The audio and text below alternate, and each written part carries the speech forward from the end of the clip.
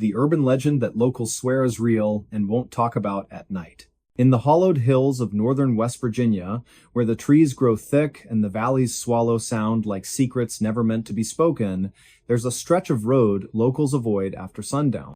Not because it's dangerous in the usual way, no sharp curves, no history of accidents, but because something walks there, something that doesn't belong. The road is called Hollow Creek Lane, winding through the unincorporated township of Gormley Mills, a place so small it doesn't appear on most maps, and so quiet that even birds seem reluctant to sing past twilight. Before we begin, tell me, where are you listening from and what time is it there? It was late autumn in the year 1987 when the first official report came in, not to the sheriff's office, but whispered between neighbors over cracked porcelain cups of black coffee. A woman by the name of Thalia Mercer, who lived alone in a weather-worn clapboard house just off Hollow Creek Lane, claimed she saw a figure standing at the edge of her cornfield one evening. She said it wasn't tall, not exactly, but wrong its limbs too long, its head tilted at an angle that made her stomach twist. It didn't move, didn't blink. Just stood there, facing her porch, as if waiting for an invitation she had no intention of giving. Thalia was known in Gormley Mills as a practical woman church every Sunday, grew her own vegetables, kept a loaded 38 inches her nightstand since her husband passed in '69. So when she called Sheriff Harlan Voss 3 nights later, voice trembling like a plucked wire, he listened. He arrived with his flashlight cutting through the fog, boots crunching on frost-laced gravel. The house was dark except for a single lamp glowing behind the kitchen curtain. Thalia met him at the door, wrapped in a faded quilt, eyes wide and bloodshot. "It's back," she whispered. "Same spot, in the field." They walked together toward the edge of the property, the beam of the flashlight slicing through the mist. Nothing moved, no footprints in the damp soil, no snapped branches or disturbed earth.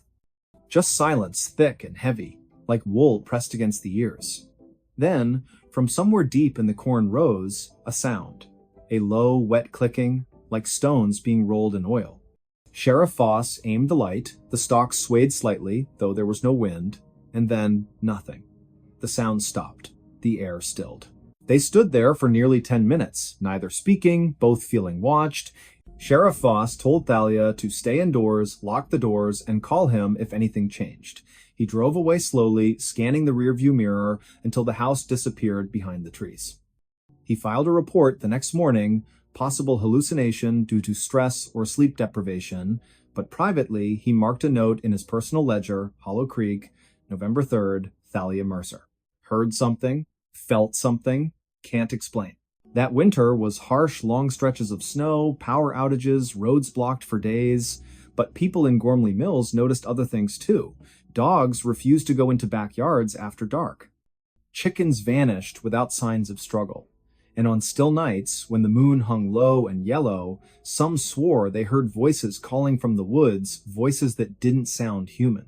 Children were kept inside after 6, porch lights stayed on all night. Conversations about Hollow Creek Lane ended quickly, often with a shake of the head and a muttered phrase, "Best not talk about it." Then, in early spring of 1988, a teenager named Corwin Bellwether went missing. He was 16, lanky, with a stutter he'd been trying to overcome since childhood. Corwin liked to walk at night, said it helped him think. His mother, Elspeth, would beg him not to go down Hollow Creek Lane, but he always shrugged and said, "Nothing out there but trees and dirt." On the night of March 14th, he left after dinner with a notebook in his pocket, claiming he was writing poetry for school. He never came back. Search parties combed the woods for weeks.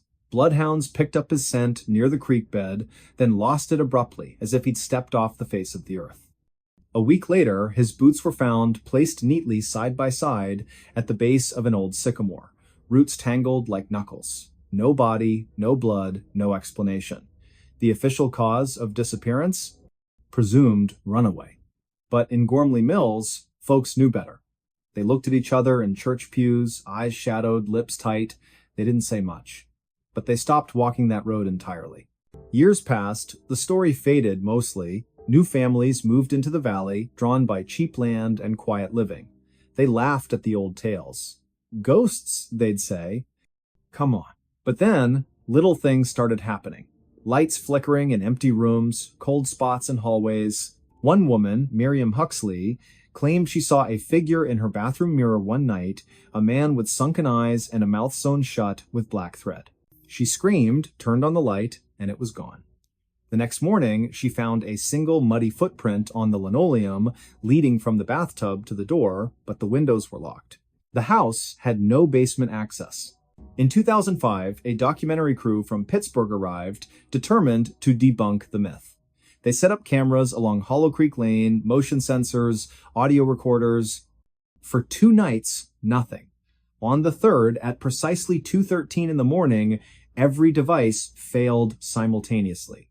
The footage showed only static, but audio captured a whisper, faint at first, then clearer. You're not supposed to see. When the lead technician reviewed the files, he noticed something else. In the background, beneath the static, a rhythmic tapping 3 slow knocks, pause, then 2 quick ones, like a code or a warning. He played it for an elderly resident named Otis Grindle, who'd lived in Gormley Mills his entire life. Otis listened once, turned pale, and said, "That's how they used to signal before the mine collapsed in '49. Only the men trapped underground knew that pattern." He refused to speak another word on the subject. By 2012, Hollow Creek Lane was officially closed. The county put up a rusted gate, chained and padlocked, with a sign that read, "Road closed, no trespassing." But kids still dared each other to go. Teens from nearby towns would drive up on weekends, flashlights in hand, laughing nervously as they approached the gate. Most turned back before reaching the tree line. But a few went further. One such group, in October of 2017, included a boy named Jory Linthwaite. He was 17, curious, raised on horror films and internet creepypastas. He didn't believe in ghosts, he believed in adrenaline. That night, he and 3 friends cut the chain with bolt cutters and slipped through. They brought cameras, a Ouija board, even a EVP recorder. They set up camp near the old sycamore where Corwin's boots were found. At first, it was jokes. Flashlight beams dancing through the trees, mocking whispers. Then, around 1 o'clock, the temperature dropped sharply. Breath came out in thick clouds. Their phones died, one by one. Then the recorder picked up a voice, clear, childlike, but distorted. "Don't look behind you." All 4 spun around. Nothing there.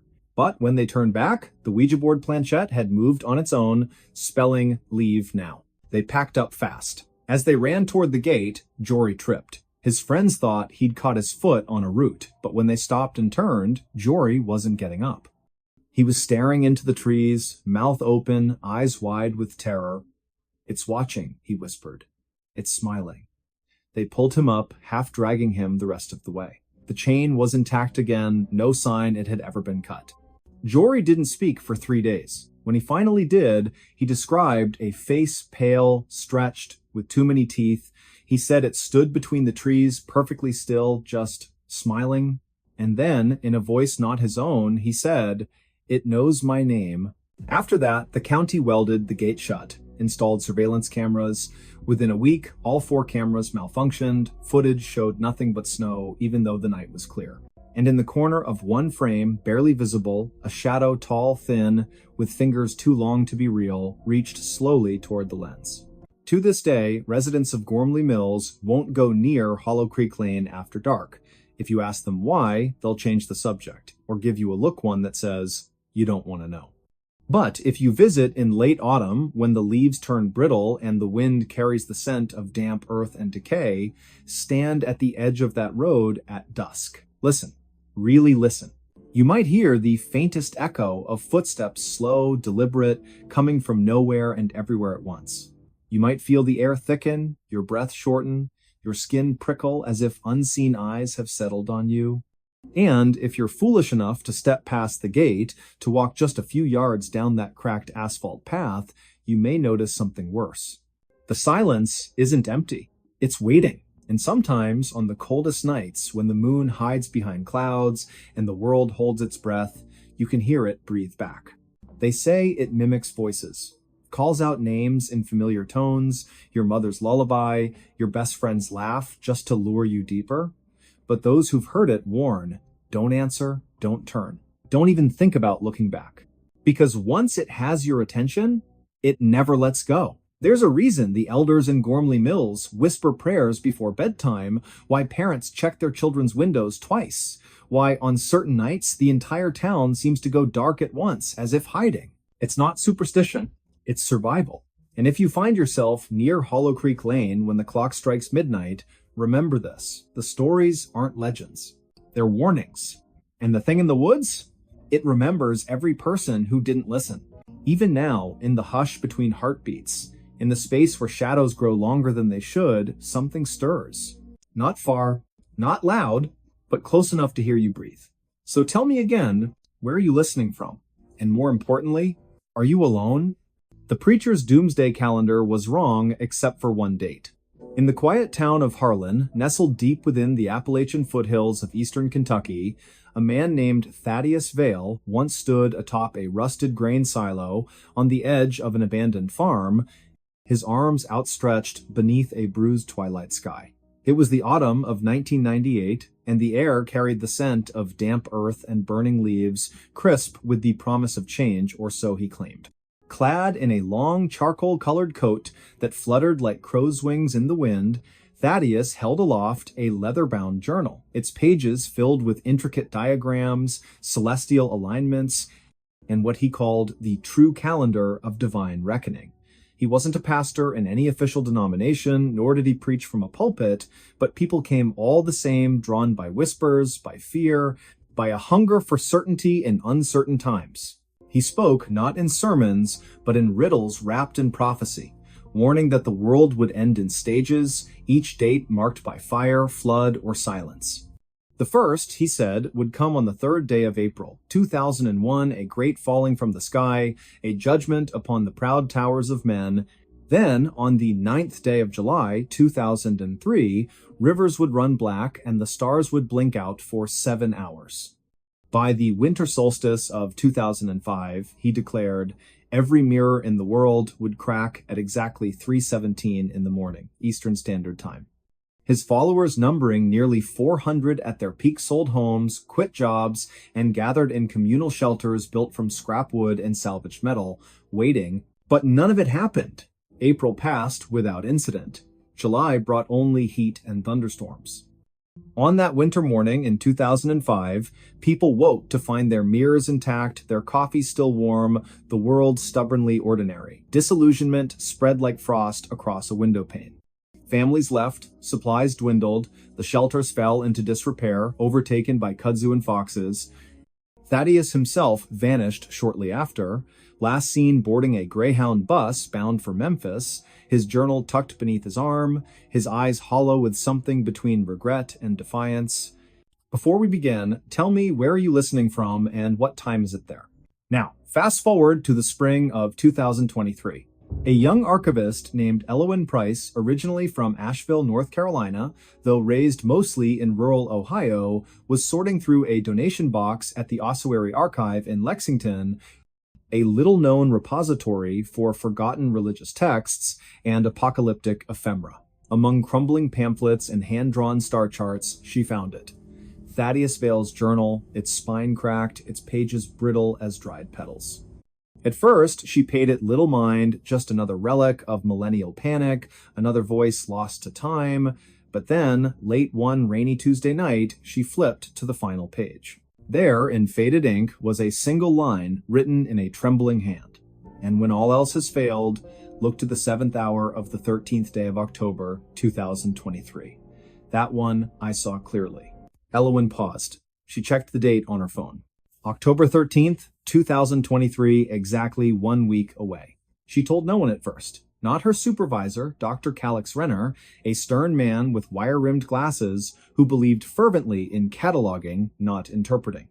Not even her roommate, a folk musician named Jory, who played a battered upright bass and claimed to speak in dreams with dead jazz trumpeters. But she couldn't let it go. There was something about the phrasing, the specificity, the weight of it. It didn't sound like the rambling of a madman. It sounded like a confession. So she began to dig. Thaddeus had based his calendar on a blend of numerology, obscure biblical exegesis, and astronomical cycles, particularly the precession of the equinoxes and the rare alignment of Jupiter and Saturn known as the Great Conjunction. Most of his calculations were flawed, built on misreadings of ancient texts and self-invented ciphers. But this final date, October 13th, 2023, coincided with nothing major in the astronomical record. No eclipse, no meteor shower, no planetary alignment of significance. And yet Elwyn noticed something strange. On that exact day, at precisely 7 o'clock in the evening Eastern Daylight Time, the moon would be at perigee, the closest point to Earth in its orbit, and positioned directly over the central United States. At that moment, the sun would have just set in Harlan, Kentucky. Coincidence? Perhaps. But then she found a second clue. Buried in an old police report from November of 2005, a year after Thaddeus disappeared, a deputy in Harlan County mentioned investigating a small fire at the remains of one of the doomsday shelters. Inside, scorched but legible, was a chalkboard with the same date, October 13th, 2023. Beneath it, someone had written, "It isn't destruction, it's remembrance." Elwyn's breath caught. She booked a train to Harlan. The journey took nearly 10 hours, winding through the Blue Ridge Mountains, past coal towns with sagging porches, and churches painted white with peeling trim. When she arrived, the air was thick with the smell of pine and distant rain. Autumn had already begun to paint the hills in amber and rust. She checked into a modest inn called the Hollow Pines Motel, room number 6, where the heater rattled and the curtains smelled faintly of mildew. That evening, she drove out to the old shelter site, guided by GPS and a hand-drawn map she'd copied from the journal. The structure was gone, only a concrete slab remained, half swallowed by ivy and wild blackberry vines. But as she stepped onto it, something shifted in the air. A stillness. A hush, as if the forest itself were holding its breath. She pulled out her phone, opened the voice recorder, and whispered, "It's October 12th. Tomorrow at 7 p.m., I'll be back." She returned at 6:45 the next evening. The sky was overcast, pale gray, streaked with violet at the edges. A cool wind moved through the trees, making the leaves shiver like hands in prayer. She sat on the edge of the slab, her jacket pulled tight, watching the minutes tick by on her watch. 6:52. 6:55. 6:58. At 6:59, the wind stopped. Not gradually, not fading.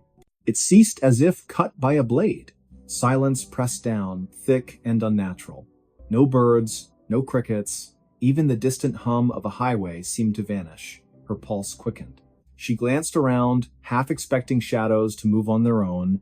Then, at exactly 7 p.m., a single tone echoed through the valley, low, resonant, like a bell struck deep underground. It lasted only 3 seconds, then faded, and just as quickly, the wind returned, rustling the branches, breaking the stillness.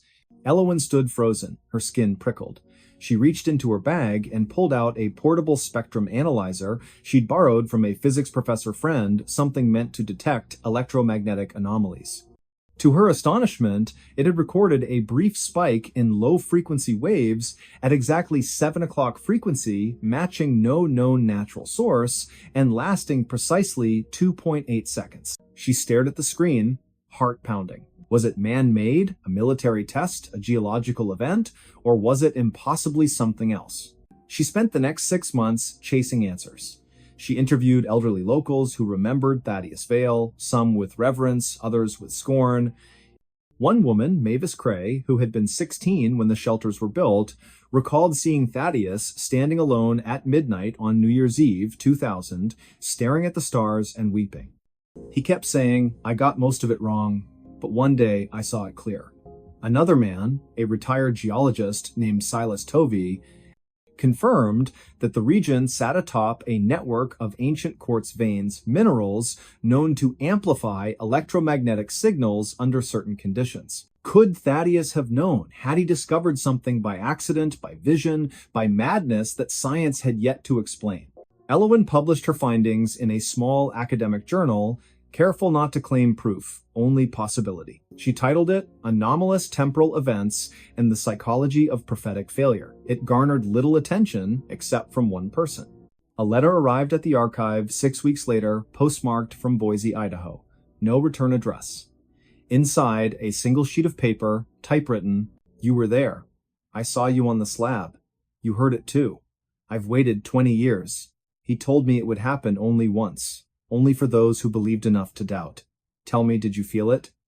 Not sound, not vibration, but memory, as if the world remembered something it had forgotten.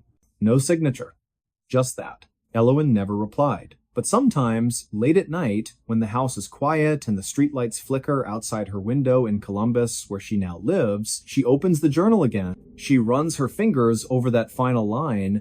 That one, I saw clearly. And she wonders, was it a hoax, a delusion? Or did Thaddeus Vale, in all his flawed brilliance, truly glimpse one moment not of destruction, but of resonance? A single date when time bent just enough for something to slip through? Not the end of the world, but a whisper from it. Think about that. What if the apocalypse isn't fire and ruin? What if it's a moment so quiet, so precise, that only the ones who are truly listening will ever know it happened? And what if it already did? October 13th, 2023, 7 o'clock in the evening, Eastern Daylight Time. In a field in Kentucky, beneath a motionless sky, a tone rang out, brief, unexplained, undeniable. And somewhere, perhaps, Thaddeus Vale smiled. Because even prophets get things wrong. But sometimes, just once, they're right. And when they are, the world doesn't end. It simply pauses and listens. Missing 411, vanished in broad daylight 20 feet from family. On a crisp October afternoon in the year 1997, beneath a sky of pale blue streaked with wisps of cloud like torn lace, the small town of Pine Hollow, nestled in the rugged folds of northern Idaho, seemed untouched by urgency or fear. The air carried the faint scent of pine resin and damp earth, remnants of an early morning frost that had melted under the sun's gentle gaze. Children played near the edge of the woods behind their homes, their laughter echoing across open fields where goldenrod swayed in the breeze. It was one of those rare autumn days when time felt suspended, when even the wind seemed to hold its breath. Before we begin, tell me, where are you listening from and what time is it there? At precisely 3:28 in the afternoon on the 14th day of October, 1997, Elias Thornwood, a quiet boy of 9 years old, with eyes the color of storm clouds and hair so dark it almost swallowed the light, vanished without a sound. He wasn't taken from a dark alley, nor snatched during a thunderstorm, nor lured into the shadows by a stranger with hollow promises. No, he disappeared in broad daylight, just 20 feet from where his family stood, gathered in their backyard for a simple Sunday gathering. The Thornwoods lived in a modest 2-story cedar house at the end of Hemlock Lane, a gravel road fringed by towering pines and thick underbrush. Their property backed onto the dense expanse of the Bitterroot National Forest, where deer trails wound through ferns and fallen logs, and silence often pressed against the ears like cotton. That day, Elias's grandmother, Margaret, had come down from Missoula to visit. His father, Harlan, a mechanic with calloused hands and a voice like gravel rolling in a tin can, was grilling bratwurst over a charcoal fire. His mother, Lila, wore her favorite lavender apron and stirred a pot of apple cider spiced with cinnamon and cloves. His older sister, Cora, then 11, sat cross-legged on a patch of grass, braiding daisies into a crown while humming an old folk tune passed down from her great-aunt. Elias had been playing hide-and-seek with the neighbor's son, Joran Pike, a wiry boy with freckles scattered across his nose like pepper. They'd agreed on boundaries, the fence line, the old oak tree with the tire swing, and the edge of the woods, which both parents had strictly forbidden them from crossing. Not beyond the stump, Harlan had said earlier, pointing to a moss-covered log half buried in ivy. That forest doesn't forgive mistakes. It was just after 3 o'clock when Joran ducked behind the woodpile near the garage, giggling as Elias counted aloud, his back pressed against the cherry tree in the center of the yard. 10, 9, 8. His voice rang clear and bright. Birds chirped in the hedges. A dog barked somewhere down the lane.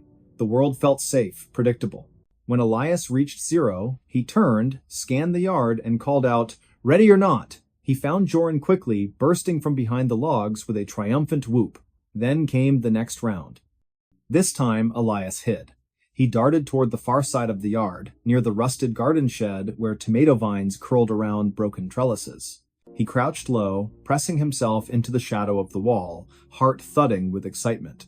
The plan was simple. He would stay hidden until Joran gave up and called his name. But he never emerged. 3:28. That's when Cora first noticed. She looked up from her flower crown, squinting across the lawn. "Where's Elias?" she asked, her voice light at first, tinged only with mild curiosity. No one answered immediately. Harlan flipped a sausage with tongs. Lila poured cider into mugs. Margaret rocked gently in the folding chair, knitting needles clicking. "Elias?" Cora called again, louder this time. Still nothing. Joran frowned. "He was right here. I saw him go behind the shed."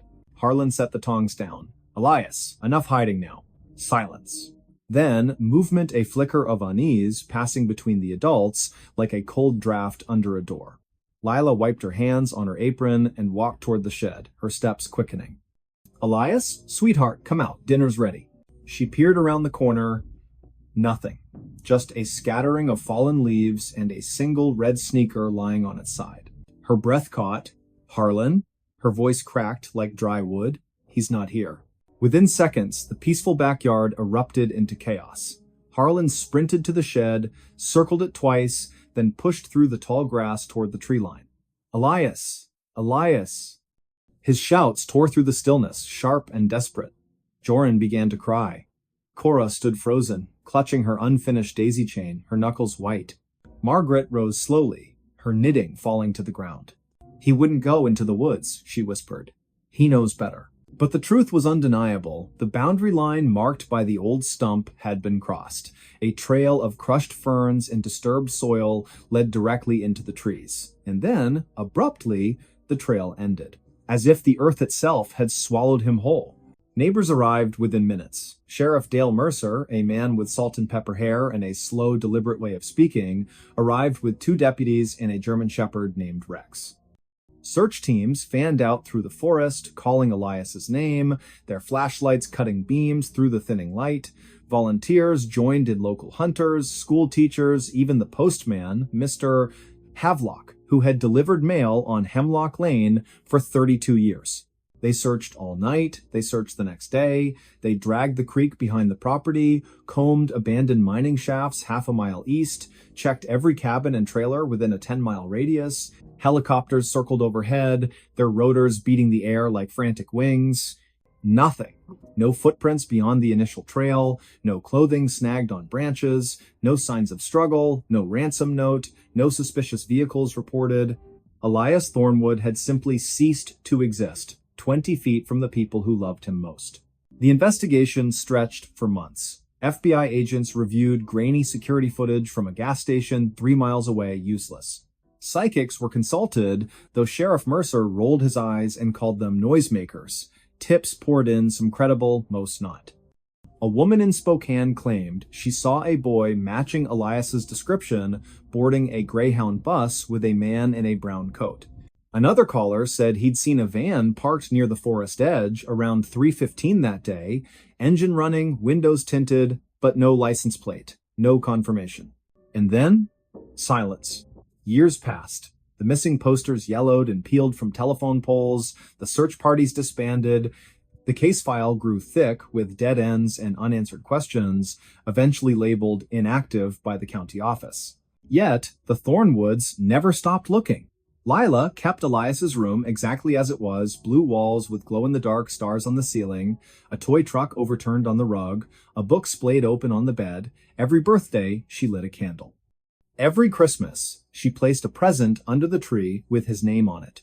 Harlan quit his job at the garage and spent weekends hiking deep into the bitterroots, carving markers into trees, whispering his son's name into the wind. Cora, once a carefree girl with wildflower crowns and scraped knees, grew into a woman haunted by memory. She studied forensic anthropology at the University of Montana, determined to understand how someone could vanish without a trace. She wrote letters to missing persons databases, compared Elias's case to others, especially those in national parks or remote areas. That's when she stumbled upon something unsettling. There were patterns. Boys, mostly between the ages of 8 and 12, disappeared near forests, often within sight of family, no evidence of abduction, no bodies ever recovered. Cases scattered across different states, Montana, Colorado, New Hampshire, West Virginia, but clustered strangely around protected wilderness areas, federal land, regions with limited surveillance. One researcher, David Paulides, had compiled dozens of these cases under a project he called Missing 411. When Cora read his work, her blood ran cold. Elias's disappearance fit the profile perfectly: daylight, proximity to family, sudden absence, lack of forensic evidence. Even the terrain matched: soft soil, dense canopy, poor cell reception. But why? What connected these children? Some theories surfaced: wild animals, though no claw marks, no remains; runaways, though none left notes or took belongings; foul play by strangers, yet no witnesses, no DNA. Others whispered about more troubling possibilities: coordinated abductions, underground networks, or something darker, something the official reports refused to acknowledge. Then came the rumors. Hunters in the Bitterroots spoke in hushed tones about figures seen deep in the woods, tall, unnaturally still, moving without sound. Old-timers recalled stories from native elders about the vanishing people, spirits said to dwell in the high timber, who took children who strayed too far. Some believed the forest itself had a consciousness, a hunger. Sheriff Mercer dismissed such talk. "Grief makes people see ghosts," he said once, leaning against his cruiser outside the diner on Main Street. Truth is, sometimes bad things happen for no reason, and sometimes we never get answers. But Cora couldn't accept that. In the spring of 2016, 17 years after Elias vanished, she returned to Pine Hollow with a team of researchers and a drone equipped with thermal imaging. They scanned the forest floor, focusing on the area just beyond the stump. On the third day, the drone detected an anomaly, a shallow depression in the earth, roughly the size of a child, partially concealed by roots and moss. Soil samples revealed traces of human decomposition, but DNA testing yielded inconclusive results. Too degraded, too old. Still, it was something. That night, Cora sat on the porch of the old house, now weathered and quiet, rocking in her grandmother's chair. The stars blinked above, cold and distant. A breeze stirred the pines, whispering through the needles like voices just below hearing. And then, faintly, she heard it. A giggle, high-pitched, familiar. It came from the edge of the woods. She stood, heart hammering, eyes fixed on the darkness. "Elias?" she whispered. No answer, only the wind. But the next morning, nestled among the roots of the old oak, they found it a small wooden horse, hand-carved, one ear chipped. It had belonged to Elias. He'd carried it everywhere. It was gone the day he disappeared. Now it was back. No fingerprints, no footprints, just the toy, resting on a bed of pine cones as if placed there with care. The local news picked up the story briefly. "Ghostly return," read one headline. "Mystery deepens in cold case," said another. But soon, attention faded. Life moved on. Except for Cora. She now lives in Pine Hollow year-round, working from a home office filled with maps, photographs, and binders labeled Project Echo, her personal archive dedicated to unresolved disappearances. She gives lectures at universities, appears on podcasts, urges families to speak up, to question, to remember. And every October 14th, at precisely 3:28 in the afternoon, she walks to the edge of the woods, stands at the moss-covered stump, and calls her brother's name. Sometimes, she says, the wind answers. Other times, the silence is unbearable. But she continues, because as long as one person remembers, Elias Thornwood is not truly gone. And perhaps, just perhaps, he is waiting. Waiting for someone to finally listen. To finally look not just outward into the trees, but inward into the spaces between memory and myth, where truth sometimes hides in plain sight. Like a child behind a garden shed, smiling, counting down until someone finds him, or until the forest takes another. This desert town exists to hide something. The night siren proves it. The sun had long since collapsed behind the jagged teeth of the Sierra Lomitas, painting the sky in bruised purples and fading oranges, when Elias Thorne first stepped onto the cracked asphalt of Drywater Junction. The air hung thick with dust and silence so deep it pressed against the eardrums like cotton soaked in oil. No crickets, no wind, not even the distant hum of a generator broke the stillness. Just the soft crunch of Elias's boots on gravel and the slow creak of a rusted sign above him that read, "Welcome to Drywater Population 17." That number, he would later learn, was not quite accurate and never had been. Before we begin, tell me, where are you listening from and what time is it there? It was late September in the year 1997 when Elias arrived, a geologist contracted by the Bureau of Land Management to assess subsurface erosion patterns near the Mojave Fringe.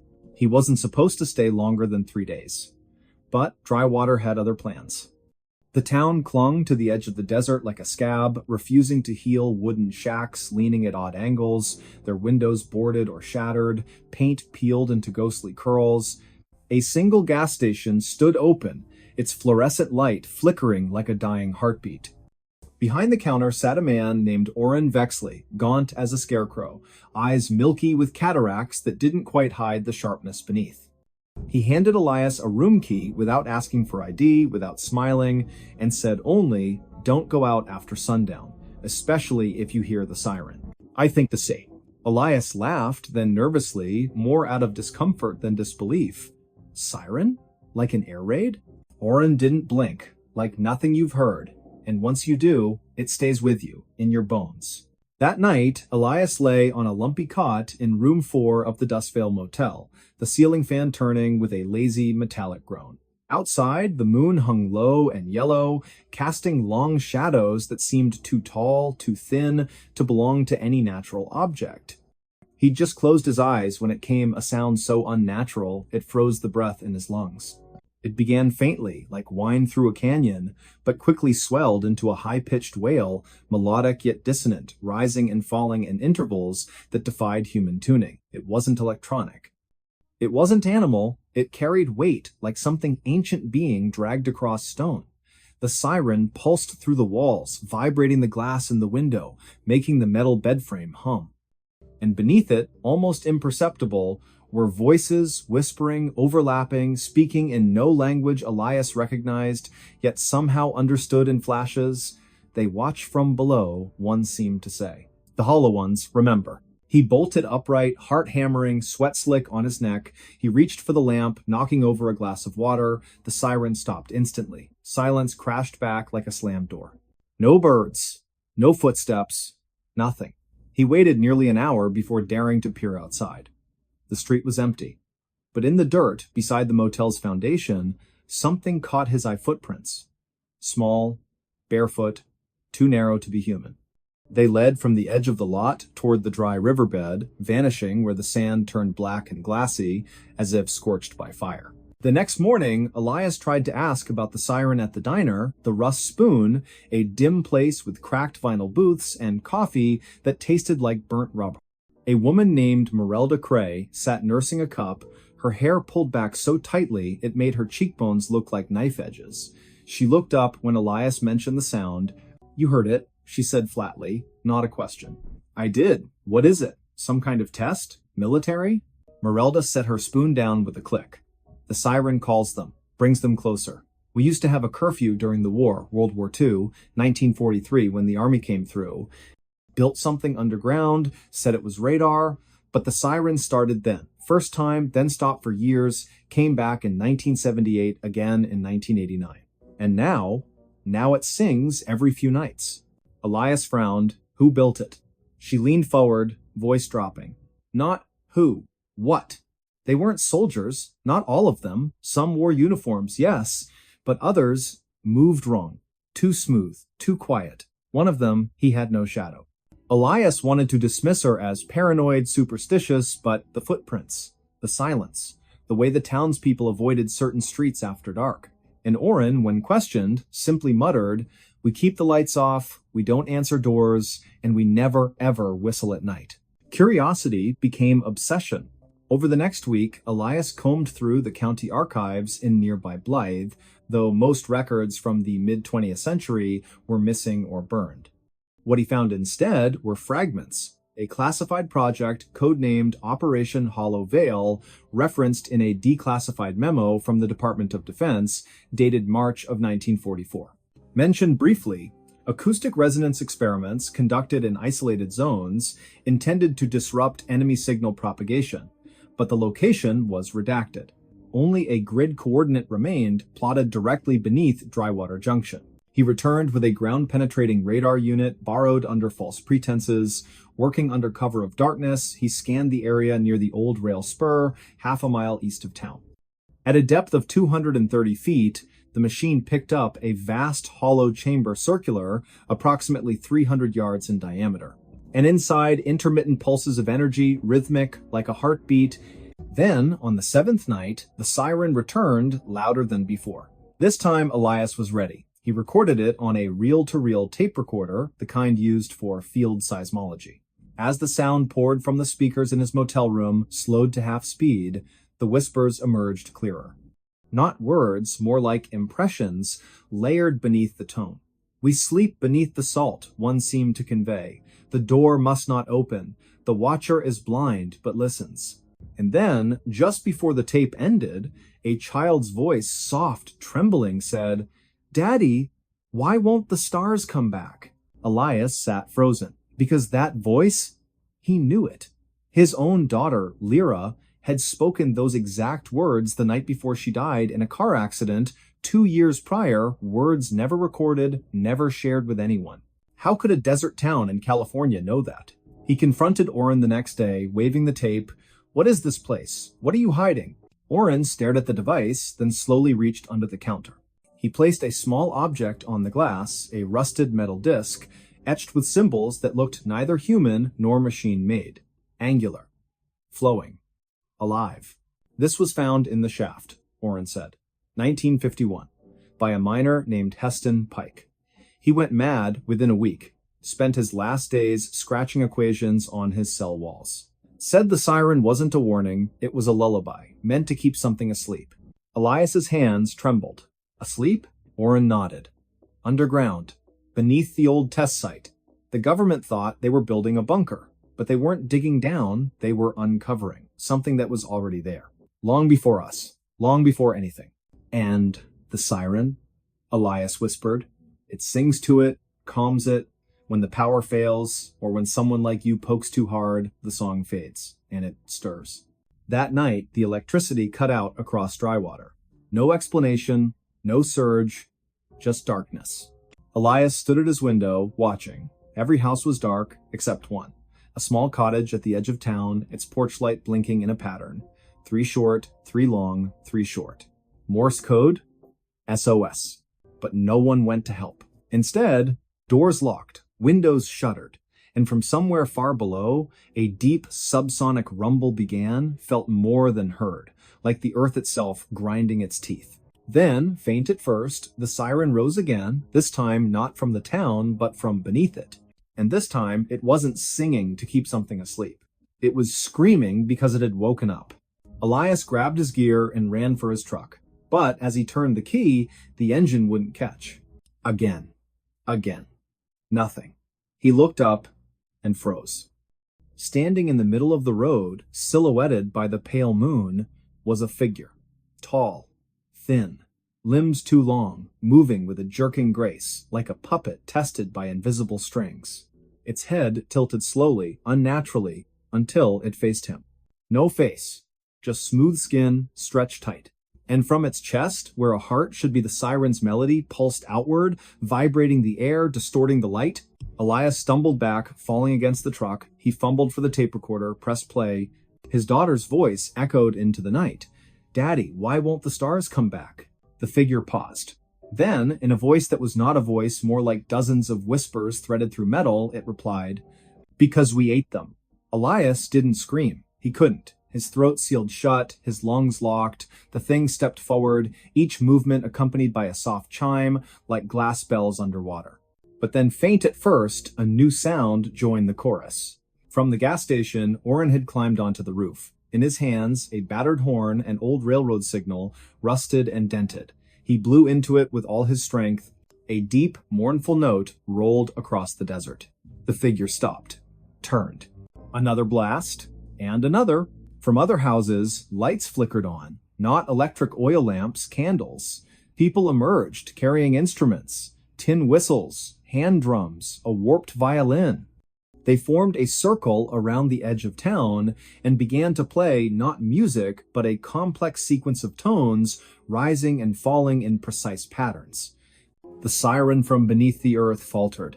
The figure twitched, then slowly, painfully sank to its knees. Its form blurred like heat over asphalt and then collapsed into a pile of fine gray ash. Silence returned, but not peace. Oren approached Elias, breathing heavily, the horn dangling from his fingers. "You shouldn't have come back," he said.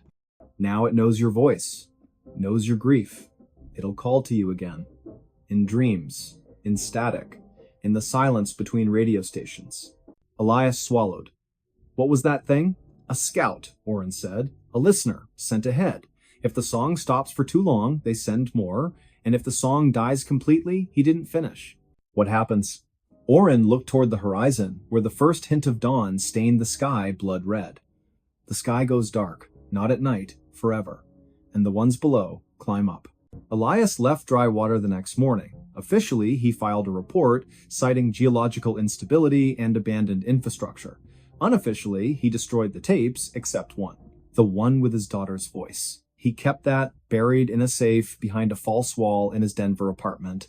But sometimes, on still nights when the power blinks, he hears it, a faint, melodic wail, coming not from outside, but from within the walls. And when he presses his ear to the plaster, he doesn't hear the siren. He hears knocking. 3 taps. Pause. 3 more. Then a whisper. "Let us sing you to sleep."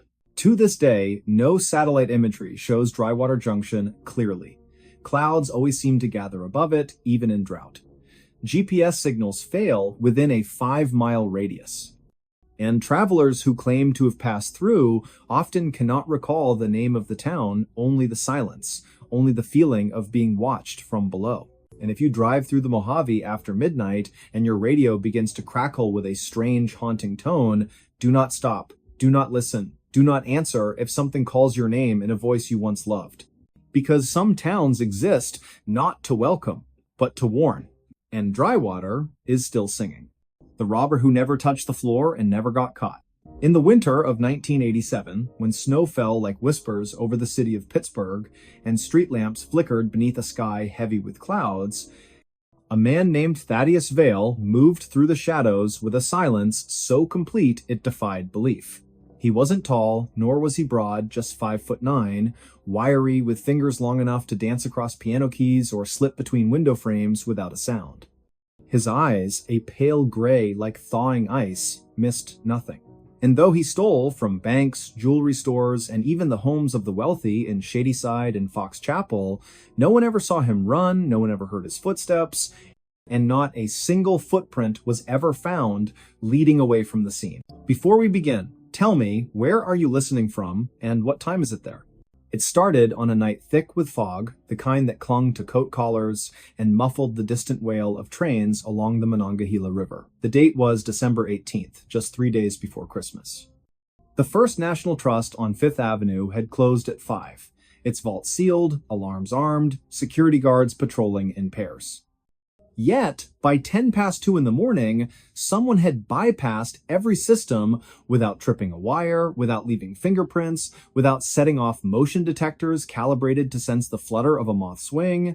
What they found the next morning chilled the blood of the manager, a man named Harlan Wexford, who arrived at 6:30 sharp with coffee steaming in a paper cup. The front door was locked. The glass unbroken, the alarm panel glowed green, fully operational. But inside, the vault stood open, its steel door yawning wide like a slack jaw. $200,000 in cash, mostly 20s and 50s, bundled in rubber bands, was gone.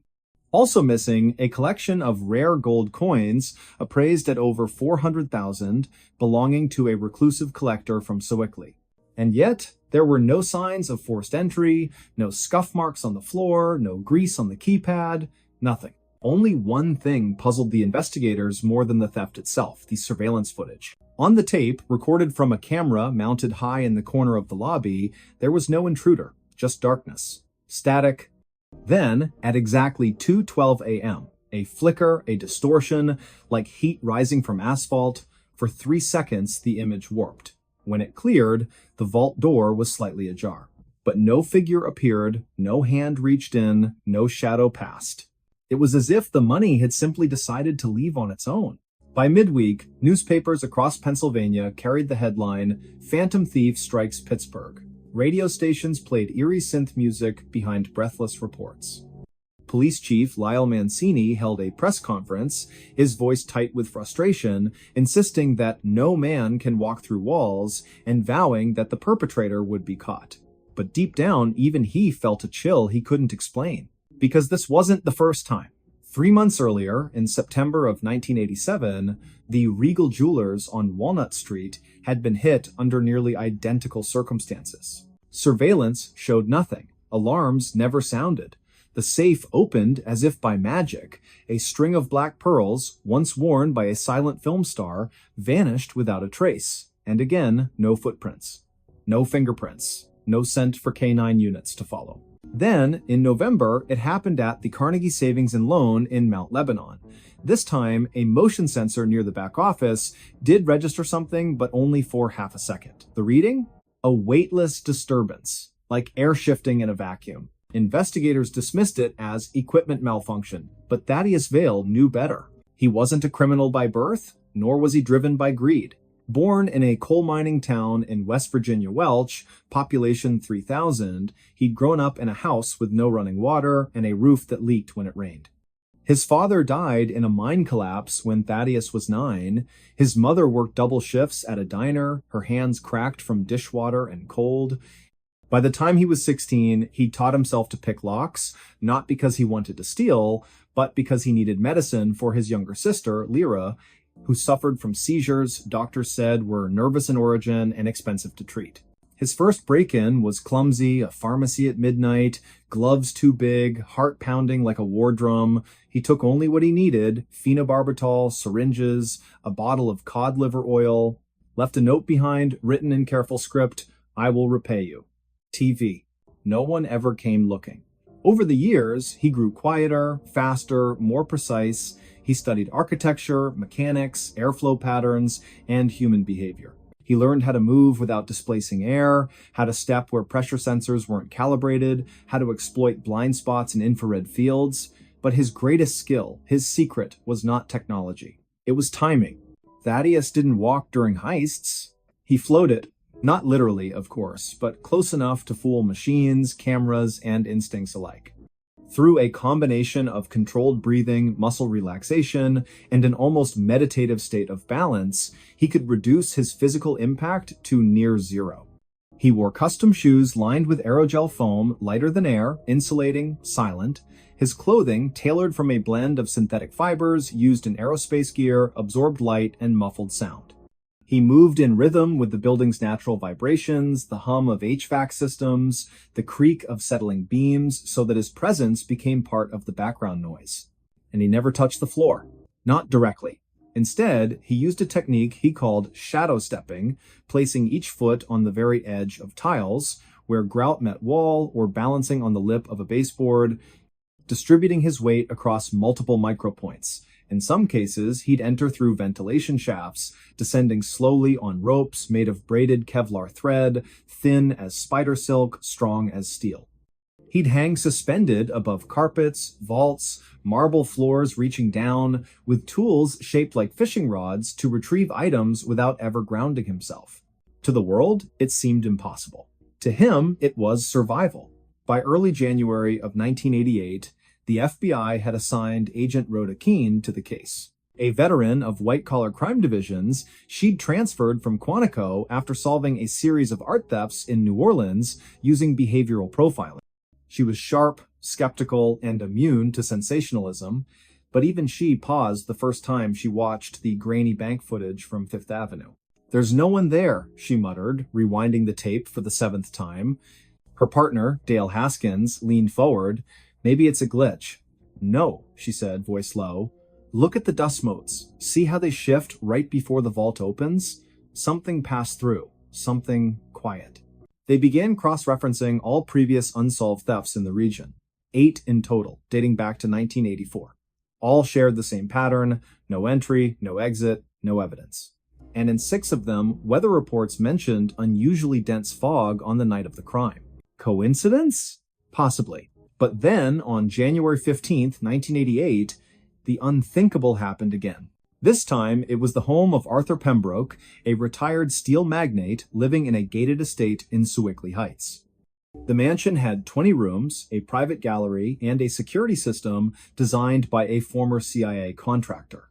Motion sensors, laser grids, thermal imaging, everything. At 1:43 in the morning, the system registered a temperature fluctuation in the east wing.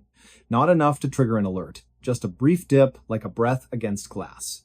When Pembroke's housekeeper arrived at 7, she found the display case in the study shattered, not broken outward, but inward, as if crushed from within. Missing, a platinum pocket watch engraved with the coordinates of the Titanic's final resting place, and a letter signed by Thomas Edison promising collaboration on a wireless illumination device. Again, no prints, no alarms, no sign of struggle, but this time there was something new. On the marble floor, just beneath the shattered glass, lay a single playing card. The Queen of Spades, flipped face up. Agent Keene stared at it in the evidence photo, her pulse quickening. "He's communicating," she whispered. Haskins frowned. "With whom?" "With us," she said. "Or maybe with someone else." She ordered a full forensic sweep of all prior crime scenes, anything left behind, no matter how insignificant. And 2 days later, in a dusty envelope from the Regal Jewelers case, they found it a matchbook from a diner in Clarksburg, West Virginia. On the back, scribbled in pencil, "For Lyra. Soon." Keene traced the diner's records. Only one person had asked for directions to Welch that week, a man matching Thaddeus Vale's description, paying an exact change, wearing a long coat and sunglasses despite the overcast sky. She flew to West Virginia the next morning. Welch was a ghost of its former self, storefronts boarded up, miners out of work, children playing in empty lots where company houses once stood. She found the Vale residence, easily a sagging frame house on Sycamore Street, paint peeling, porch steps rotted, no lights on, no car in the driveway, but smoke curled from the chimney. She knocked. Silence. Then, the soft click of a lock. The door opened just enough to reveal a woman, thin, pale, wrapped in a wool blanket. Her eyes were red, her hair tied back with a frayed ribbon. "Yes?" she asked, voice hoarse. "Mrs. Vale," Keene said gently. "I'm Special Agent Rhoda Keene, FBI. I'm looking for your son, Thaddeus." The woman didn't flinch, didn't gasp, just exhaled slowly, like someone releasing a burden. "He's not here," she said, "and he won't come back." "Why not?" "Because he's done what he needed to do." Keene stepped forward. "Ma'am, your son is suspected in multiple thefts, over $1 million in losses. People are scared. We need to talk to him." The woman smiled faintly. "Talk to him? You think he'd let you catch him? You think he leaves tracks because he wants to be found?" She opened the door wider. Inside, the room was sparse wood stove, cot, bookshelf, crammed with engineering manuals and old medical journals. On the wall, a map of Pittsburgh was pinned with tiny red dots, each marking a location of a theft. But in the center, a photograph. A young girl, maybe 10 years old, smiling beside a hospital bed. A caption beneath, handwritten, "Lyra's first seizure-free year. She's alive," the woman said softly. "Thanks to him, the medicine, the specialists, the treatments they said we could never afford. He gave her time. 5 years. She passed last April. Peacefully." Keene felt her throat tighten. "And now?" she asked.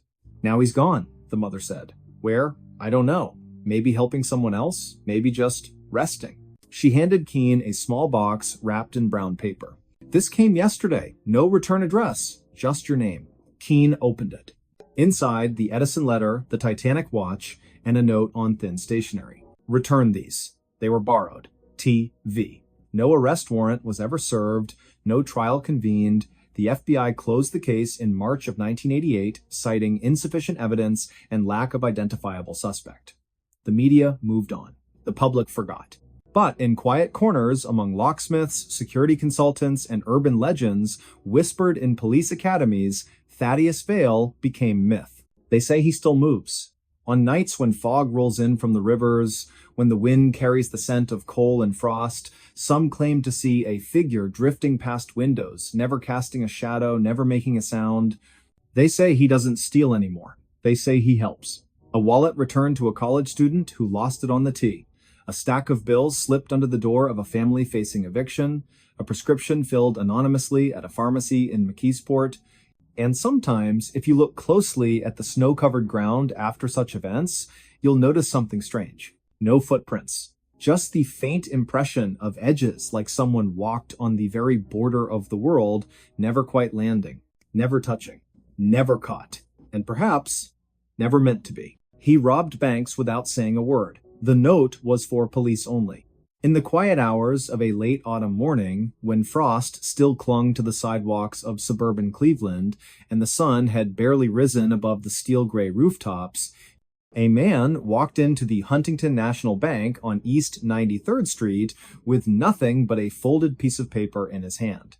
It was the year 2013, November the 12th, just past 9 o'clock, and the air inside the bank was warm too, warm-filled with the soft hum of fluorescent lights and the faint scent of coffee from the lobby dispenser. He wore a navy blue windbreaker, unzipped, over a plain gray hoodie, jeans that had seen too many washes, and scuffed work boots. Nothing about him stood out, not his height, not his build, not even the way he moved. Calm, deliberate, silent.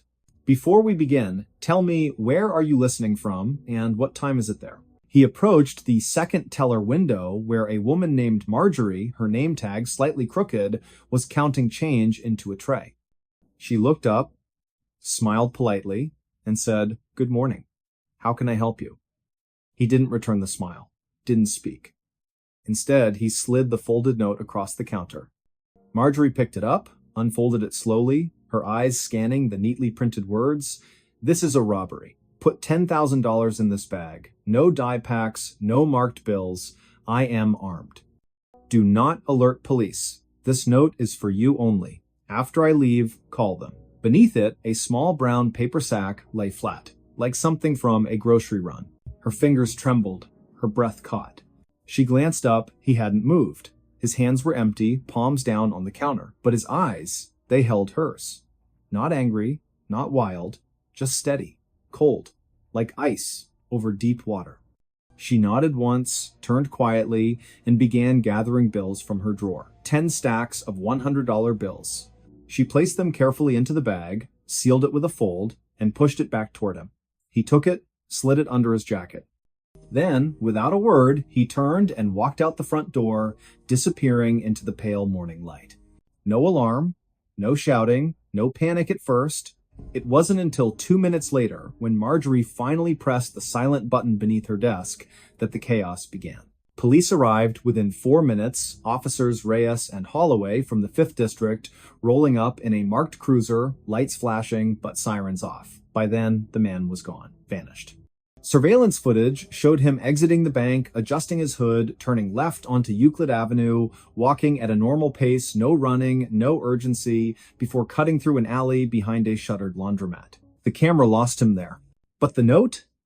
The note remained, and it would become the thread that unraveled one of the most peculiar bank robbery sprees in modern American history.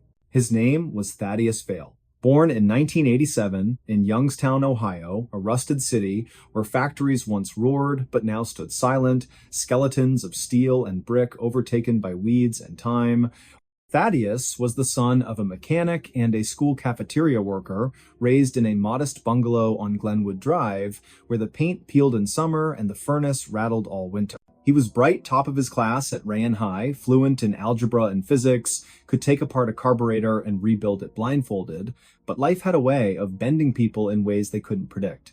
After high school, he enrolled at Kent State University on a partial scholarship, studying mechanical engineering. But halfway through his sophomore year, his mother fell ill, pancreatic cancer, aggressive and swift. The medical bills piled up, insurance didn't cover everything. Thaddeus dropped out to care for her, working double shifts at a warehouse in Akron, hauling boxes from midnight to dawn. She passed in the spring of 2010, and when she did, something in him cracked. Not loudly, not dramatically, but deeply. He drifted after that, lived in motels with weekly rates, took odd jobs, janitorial work, tree trimming, snow plowing, never stayed in one place longer than a few months. He avoided people, spoke little, read constantly philosophy, criminology, old detective novels, and somewhere in those pages, in the quiet solitude of motel rooms lit by flickering lamps, an idea formed. If banks were machines, then perhaps they could be manipulated like any other mechanism. Clean, precise, no violence, no hostages, just a message, a demand, a transaction. And so, in the fall of 2013, Thaddeus Vale began his campaign. The Huntington robbery was the first, but not the last. 3 days later, on November the 15th, another note appeared, this time at a PNC branch in Parma, Ohio. Same handwriting, same calm, chillin' tone, $10,000. In cash. No tricks. I will not harm anyone, but I am armed. Leave the money in the bag, walk away, call police when I'm gone. Again, no words spoken. Again, the teller complied. Again, he vanished. Then, on November the 18th, a third bank, Fifth Third, this time in Medina, same method, same silence, same result. By now, local news had caught wind. Headlines screamed, "Silent Bandit strikes again." Police released grainy stills from security footage back of headshots, blurred faces, a man in a hoodie moving like a shadow between buildings. Task forces were assembled. Detectives pored over maps, timelines, witness statements, but Thaddeus was careful, meticulous. He never used the same route twice, always entered during shift changes, when attention wavered, always chose branches with minimal security presence, and always left the note as his only voice. What made him different wasn't just the silence, it was the precision, the lack of greed. 10,000 each time, never more, never less, no demands for 20s or 50s, always hundreds. Easy to carry, easy to hide, and never once did he threaten a teller beyond the written warning. Never raised his voice, never reached for a weapon, yet every note carried the same phrase, "I am armed." Was he? Police couldn't say for sure. No gun was ever seen, no bulge in his jacket captured on camera, but the words alone were enough. Fear doesn't need a barrel to be real. As the spree continued, 4 banks in 5 weeks, the FBI got involved. Special Agent Lorna Keene, a veteran of the Cleveland field office, took point. Sharp-eyed, mid-40s, with a reputation for solving cold cases through patience and pattern recognition, she studied every detail. The notes, the timing, the geography. She noticed something others missed. All the banks were within a 30-mile radius of Cleveland. All were mid-sized branches, not the biggest, not the smallest. All had similar layouts, 2 teller windows near the entrance, security cameras angled slightly downward, no armed guards on duty, and all were robbed between 9:15 and 10 o'clock in the morning, just after opening, before the lunch rush. More telling? Each location was near a public transit line, bus routes, rail stations, places where a person could disappear into the flow of daily commuters. Agent Keene also studied the handwriting. Not rushed, not scribbled. Carefully printed block letters, evenly spaced, almost typewritten in their consistency, no smudges, no corrections. Whoever wrote these notes had practiced, repeatedly. And then there was the language. "I will not harm anyone." That phrase appeared in 3 of the 5 notes. Not typical for a robber. Most threats are vague, aggressive, designed to intimidate. But this sounded almost apologetic, defensive, as if he needed to justify his actions even to himself. Keene leaned back in her chair one evening, the glow of her computer screen casting long shadows across her office. Outside, rain tapped against the window. She stared at the timeline, pinned to the wall, 5 red dots marking the banks, connected by thin black lines showing possible escape routes. "He's not a criminal," she murmured. "He's a machine." Her partner, Agent Darnell, looked up from his coffee. "What?"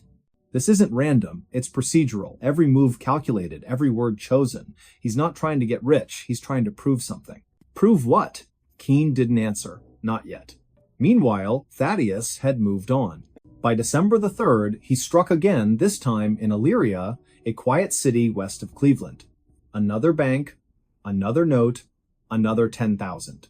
But this time, something changed. The teller, a young man named Calvin, hesitated. He read the note, looked up, saw Thaddeus standing there, motionless.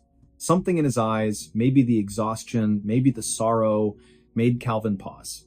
Instead of reaching for the money, he wrote a note of his own on a scrap of paper. "Are you okay?" He slid it across the counter. Thaddeus blinked. For the first time in weeks, his expression shifted. Just slightly. A flicker. Confusion. Surprise. He looked at the words, then back at Calvin. Then, slowly, he reached into his pocket, not for a weapon, but for a pen. He wrote beneath Calvin's question, "I have to do this. Please, just give me the money." Calvin nodded, fetched the cash, handed it over. And Thaddeus left. But that exchange haunted him. That night, in a dimly lit motel room on Oberlin Road, he sat on the edge of the bed, the stolen money stacked neatly on the dresser. He hadn't spent $1, not one. The bags remained sealed. He hadn't bought food, clothes, shelter, nothing. He opened a notebook, thick, leather-bound, filled with equations, diagrams, lists. On the latest page, he had written, "Objective, $60,000. Purpose, clear debt, restore dignity, end cycle." 60,000. That was the number. The sum of his mother's unpaid medical bills. The balance that had ruined his credit, barred him from loans, kept him from rebuilding. 60,000, and he was halfway there. But now, Calvin's question echoed in his mind. "Are you okay?" No, he wasn't. He hadn't slept through the night in months. Dreams of his mother calling his name from a dark hallway, waking up, sweating, heart pounding. The weight of the lie, the fiction he'd created, pressed on his chest like a stone. He wasn't a monster, but he wasn't innocent either. On December the 9th, he entered a key bank in Lorraine. Same routine, same note, same silence. But as he waited for the teller to gather the money, he noticed something different. A photo on her desk. A little girl, maybe 6 years old, smiling in a yellow dress. Beside it, a small Christmas ornament, handmade, glued-on glitter, crooked star on top. His throat tightened. For the first time, he looked around. Really looked. The bank wasn't just a machine, it was full of people. A man in a suit tapping his foot, waiting to deposit a paycheck. An elderly woman struggling with her purse. A janitor mopping the far corner, humming softly. These weren't cogs, they were lives. And he was disrupting them. When the teller handed him the bag, he didn't take it immediately. He stared at it. Then at her. Her name tag read Nadia. She gave a small, nervous nod. He whispered so low, only she could hear, "I'm sorry." Then he turned and walked out. But not far. He didn't go to the alley. Didn't vanish. Instead, he sat on a bench outside a gas station half a block away, the bag at his feet, his head in his hands. 20 minutes later, Officer Reyes, same officer from the first robbery, pulled up, responding to a call about a suspicious person. He recognized the description. Hoodie, windbreaker, sitting still. He approached slowly, hand near his sidearm. "Sir, you all right?" Thaddeus didn't look up. "I robbed 5 banks," he said, voice hollow. "The money's in the bag. I didn't spend it. I want to turn myself in." Reyes froze. "You what?" "I have the notes. Everything. I'll cooperate. Just don't shoot me." And just like that, it was over. Back at the station, Thaddeus was processed quietly. No cuffs at first, no shouting. When Agent Keene entered the interrogation room, she studied him for a long moment. "You're not what I expected," she said. He looked up. "I'm not who I thought I was either." She Saturday, "Why? Why do this?" He exhaled. "To pay my mother's debts, to stop feeling like a failure. I thought if I could fix that one thing, maybe I could start over." And the silence? I didn't want to scare anyone. I didn't want to hurt anyone. Words, they can make things worse. But a note, you can read it, decide how to respond, gives people control. Keene leaned forward. "You wrote, 'I am armed every time.'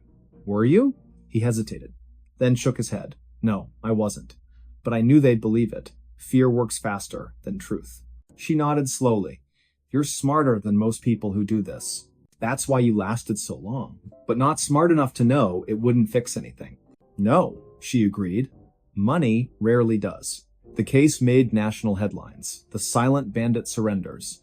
Note-writing robber claims he just wanted to be free. Some called him a criminal, others a tragic figure. A man broken by a system that offered no second chances. At trial, in March of 2014, Thaddeus pleaded guilty to 5 counts of bank robbery. The judge, a stern woman with silver hair and tired eyes, listened to his statement. "I made a choice," he said, voice steady but quiet. "A wrong one. I thought I was correcting a mistake, but I only made another. I accept responsibility. And I apologize to the tellers, to the banks, to everyone I frightened. I'm not asking for mercy, just understanding." The courtroom was silent. The judge sentenced him to 6 years in federal prison, time credited for time served, minimum security, eligible for parole in 3. As he was led away, Agent Keene watched from the back row. Later, she visited him at the Federal Correctional Institution in Elkton. "How are you?" she asked. "Better," he said.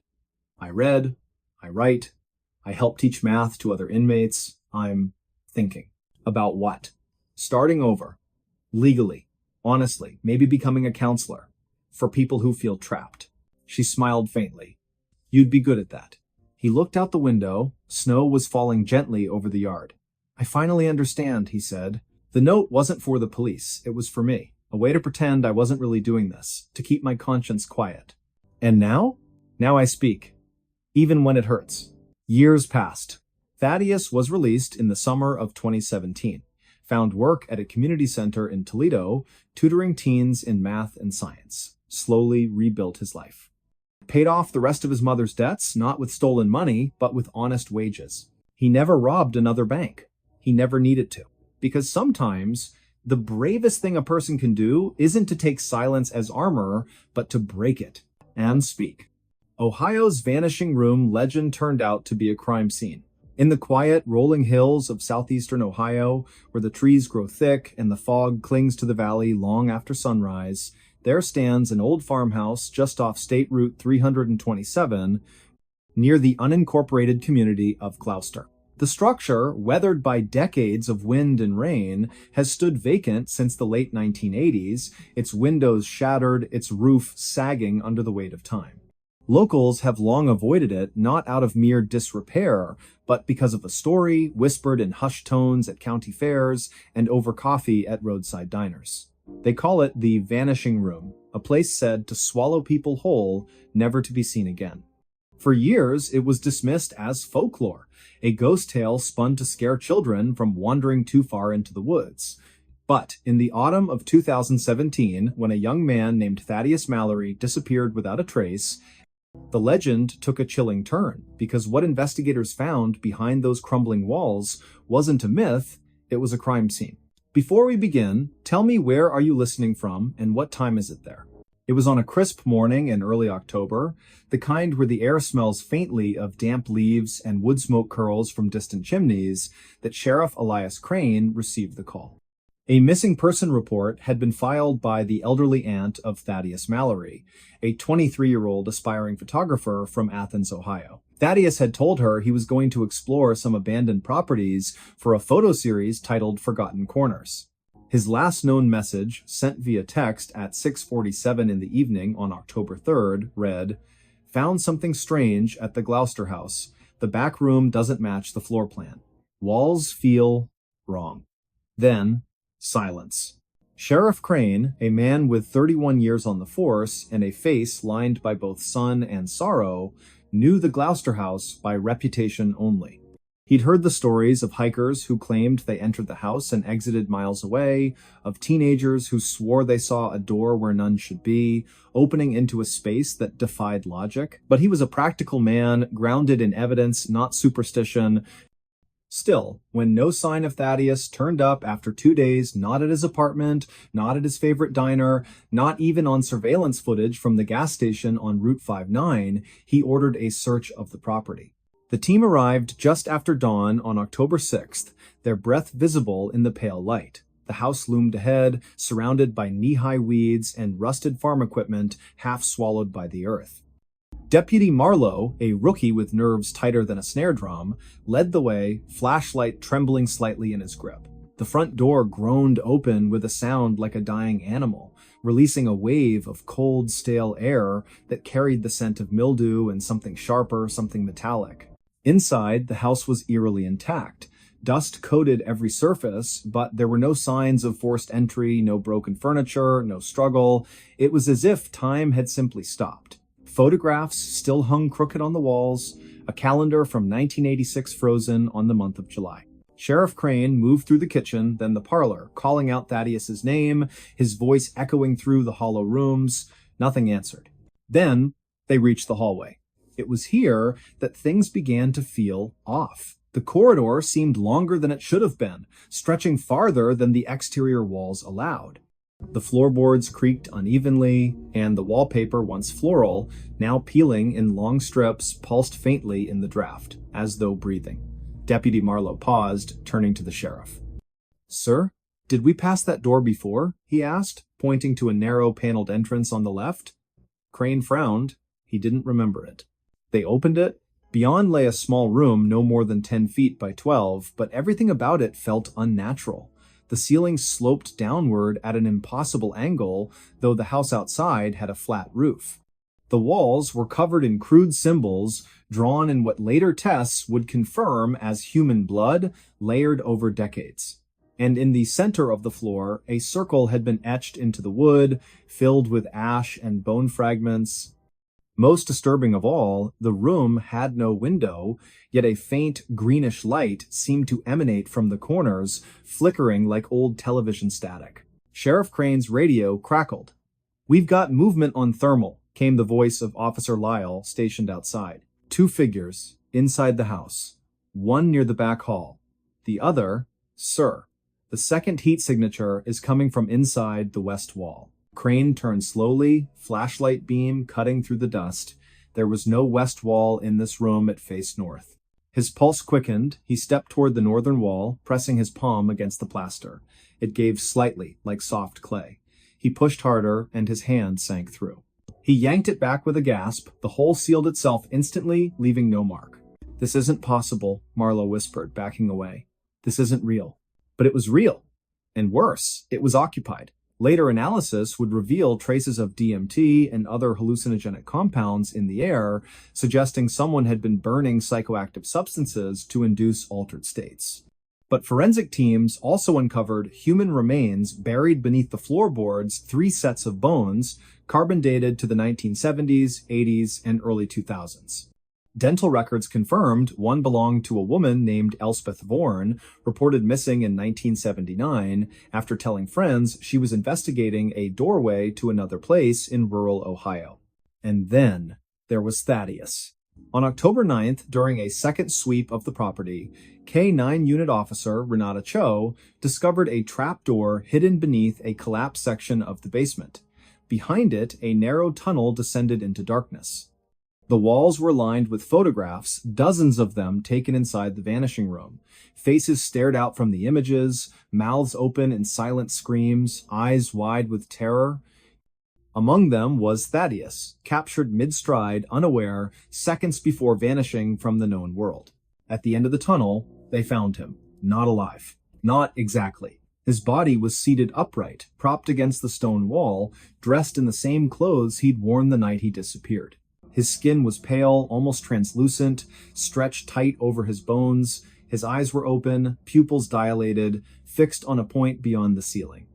In his lap lay a leather-bound journal filled with frantic handwriting, sketches of shifting corridors, spiraling staircases leading nowhere, and repeated phrases, "It watches, it learns. It remembers names."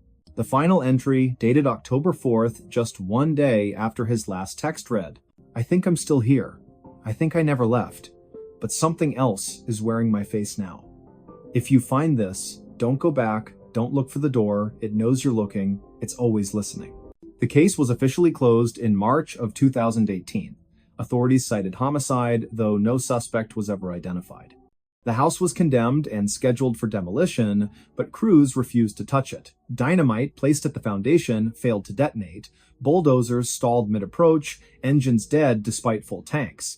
Eventually, the state erected a chain-link fence around the property, topped with barbed wire, and posted warning signs, "No trespassing, hazardous structure." Yet, even now, nearly 7 years later, locals report seeing lights in the windows on foggy nights. Hunters claim to hear whispers drifting through the trees, voices calling names of people who've never been to Gloucester. And sometimes, on the edge of sleep, residents swear they feel a pressure behind their eyes, a sensation of being pulled not forward, but sideways into a space that shouldn't exist. The vanishing room, it seems, is not done, and perhaps it never will be. Because legends don't die in places like Ohio. They wait, they breathe, they grow hungry. And they remember. Thaddeus Mallory was not the first. He certainly won't be the last. So the next time you drive down a lonely road, past a house that looks just a little too still, a little too quiet, ask yourself, does the layout make sense? Do the doors line up? And when you pass by, do you feel, just for a second, as though the air has thickened and something on the other side of the wall has noticed you? Be careful. Some rooms don't let go. Some doors only open one way. And some houses, like the one near Gloucester, standing sentinel in the mist, don't just hold secrets, they feed on them. The investigation remained open for months, though leads dried up faster than puddles in summer heat. Psychologists analyzed Thaddeus's journal, concluding he likely suffered a psychotic break induced by toxins or isolation. Skeptics pointed to mold, carbon monoxide, or underground gas leaks as explanations for the hallucinations, but none could explain the photos. None could explain how his body appeared untouched by decay, preserved in a state that defied medical understanding. And no scientist could replicate the phenomenon of the shifting walls, the impossible geometry, the way the room seemed to exist outside normal dimensions. Dr. Corvin Hexton, a parapsychologist from Case Western Reserve University, visited the site in May of 2018. He brought with him electromagnetic field detectors, infrared cameras, and a team of graduate students. They spent 3 days collecting data. On the evening of the third day, Hexton entered the vanishing room alone, determined to meditate and record any anomalies. He never came out. Search parties combed the area for weeks. His equipment was found scattered near the basement entrance, cameras smashed, notebooks burned, audio recorders filled with static, and, at one point, a whisper in Hexton's voice, "It showed me the others." They're still walking. They don't know they're dead. After that, the state declared the property off limits indefinitely. The fence was reinforced, motion sensors installed, helicopter flyovers increased. But still, the stories persist. In 2022, a drone operated by a storm chaser caught footage of the house during a thunderstorm. In one frame, clear, undeniable, the back door opens. A figure steps out. Tall, thin, wearing a coat that flaps in a wind no one else feels. The face is blurred, distorted, as if reality itself refuses to focus on it, and in its hand, it holds a camera. Thaddeus's camera. The video went viral, then vanished from the internet within hours, pulled by unknown authorities. The storm chaser claimed he received a visit from men in dark suits who said nothing, only handed him a sealed envelope and left. Inside was a single photograph, his own face, taken from inside his bedroom sometime during the night. No one believes him, but those who've studied the vanishing room know the truth. It doesn't just take people, it replaces them, and the ones who come back aren't really back at all. They're echoes. Echoes with instructions. Now consider this. When you walk through your home, do you count the doors? Do you notice if the hallway feels longer today than it did yesterday? Have you ever stood in a room and thought, just for a moment, that the walls leaned in slightly, as if listening? Because somewhere, deep in the heart of Ohio, a room waits. A room with no right to exist. A room that remembers every footstep, every breath, every name spoken within its walls. And if you listen closely, on the very edge of silence, you might hear it. Not a creak, not the wind, but a whisper, calling yours. Divers opened the hatch, the crew was gone, the clocks still ticking. The cold Atlantic wind howled across the surface of the water, slicing through the pre-dawn darkness like a blade. Waves rose and fell in uneven rhythm, their crests flecked with foam under a sky still clinging to stars. It was early morning, just past 4 o'clock, on the 7th day of March in the year 1987, the U.S.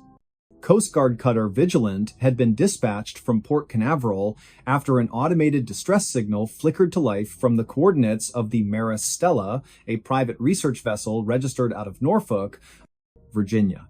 No voice transmission followed, only the repeating pulse of a Mayday beacon, weak but persistent, like a heartbeat fading beneath ice.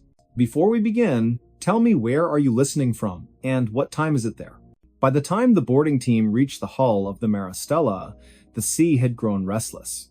Lieutenant Thaddeus Vale, a seasoned maritime investigator with the Coast Guard's Search and Rescue Division, stood at the edge of the deck, gripping the rail as the swell lifted the cutter sideways.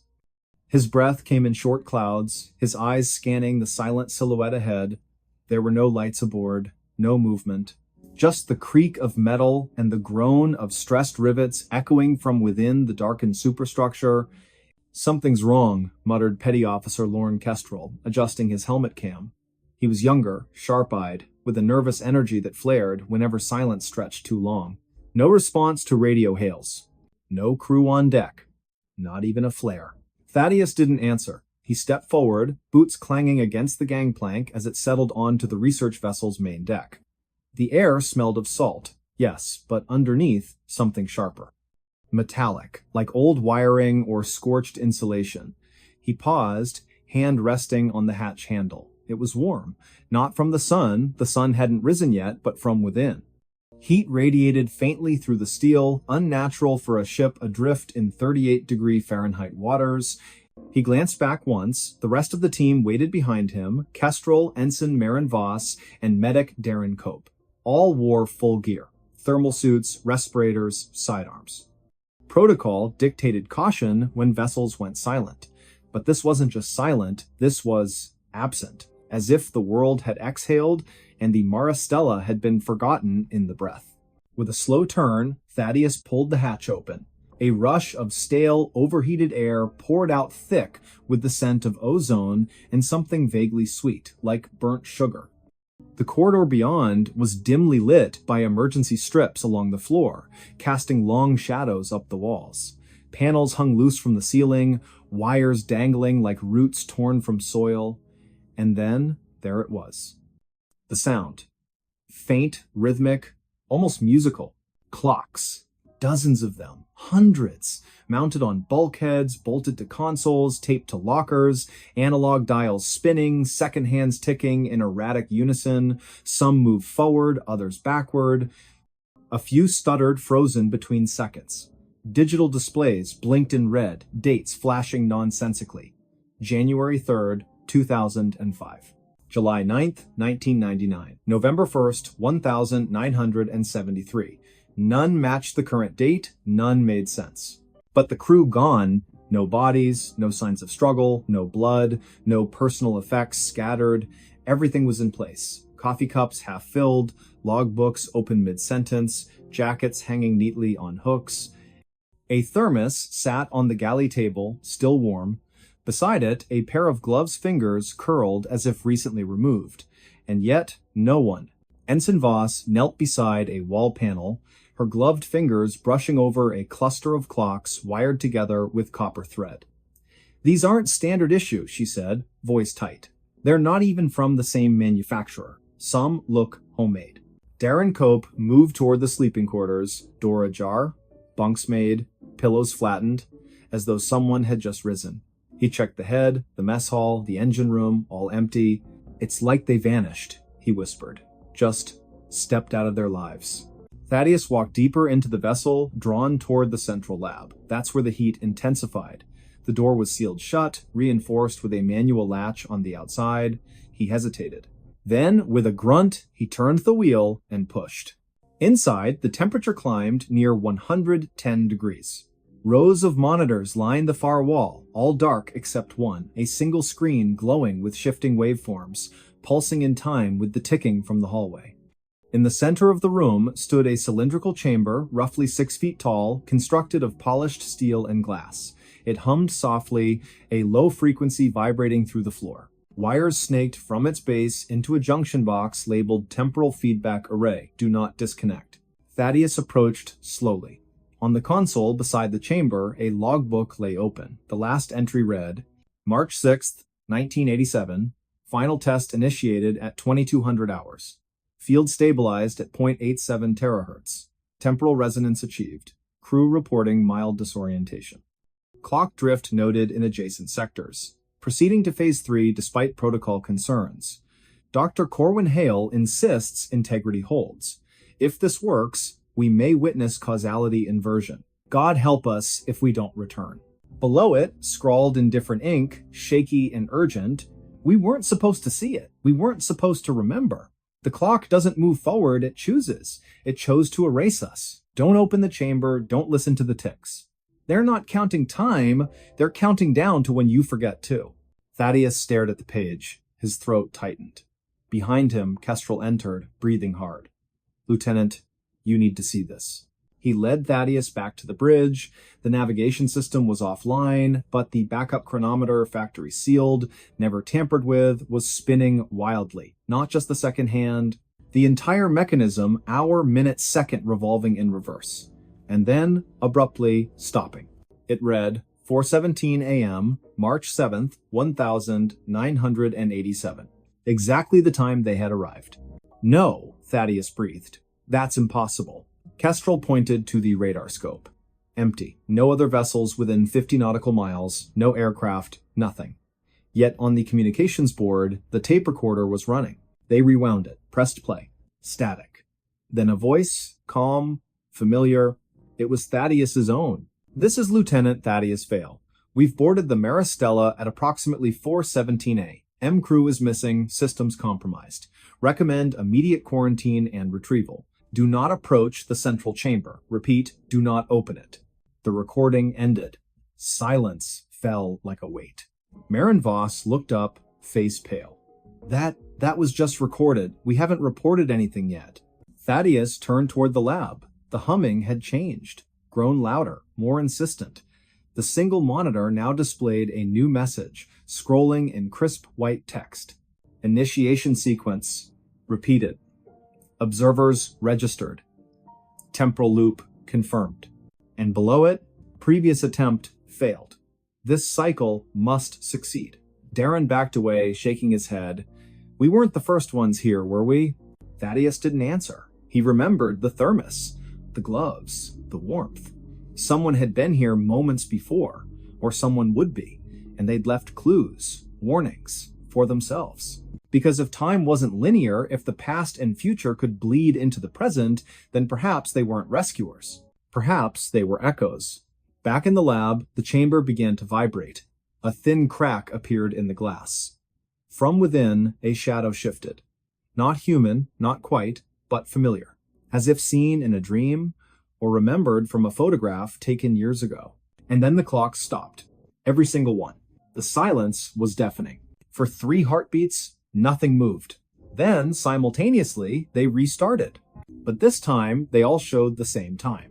4:13 a.m., March 7th, 1987. 4 minutes earlier. Thaddeus felt it then, a pressure behind his eyes, a tingling in his fingertips.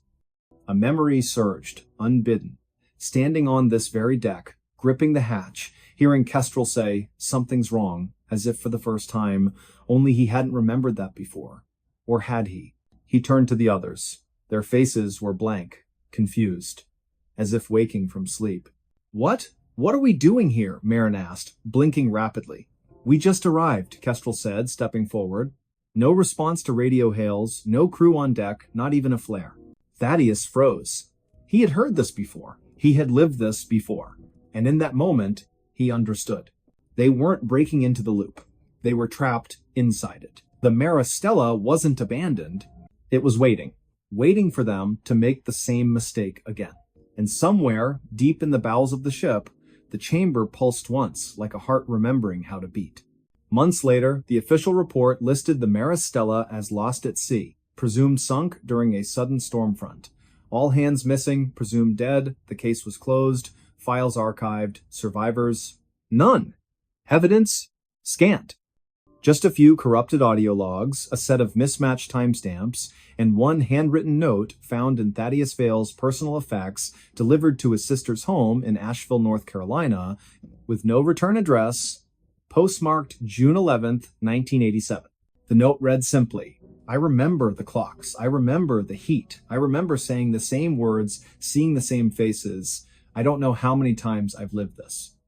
But I know one thing, if you're reading this, I failed again. And you're next. Listen carefully. When you hear the ticking, don't follow it. Don't open the hatch. And whatever you do, Don't trust the time on your watch. The letter was dated March 7th, 1987, but the postmark was from March 7th, 2024. And in a small attic drawer in Asheville, buried beneath old photographs and yellowed letters, a single analog clock sits untouched. Its hands have not moved in 37 years. Yet every night, at exactly 4:17 a.m., it ticks once, as if reminding someone, as if calling them back.